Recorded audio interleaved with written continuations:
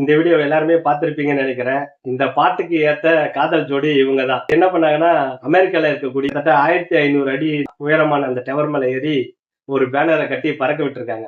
அந்த பேனர் கட்டி முடிச்சதுக்கு அப்புறம் அந்த காதலர் வந்து அந்த பொண்ணுக்கு வந்து மேரேஜ் ப்ரொபோஸ் பண்றாரு. அந்த செய்தி வந்து உலகம் முழுக்க ரொம்ப பிரபலமா பேசிட்டு இருக்காங்க. பயங்கர வைரலா போயிடுச்சு அந்த செய்தி.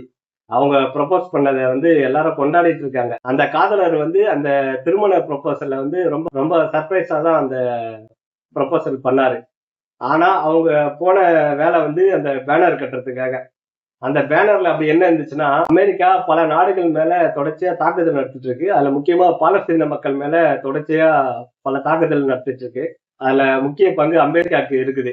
அதனாலதான் அந்த ரஷ்யாவை சேர்ந்த அந்த காதலர்கள் வந்து அமெரிக்கால இருக்கக்கூடிய அந்த டவர் மேல ஏறி அன்பு அதிகாரத்தை வெல்லும் போது உலகம் அமைதியை பார்க்கும் அப்படின்ற வாசகத்தை வந்து அந்த பேனர்ல கட்டி பறக்க விடுறாங்க. அதை கட்டி பறக்க விட்டதுக்கு அப்புறம் தான் சர்ப்ரைஸா அந்த காதலர் வந்து அந்த திருமண ப்ரொபோசல் பண்றாரு.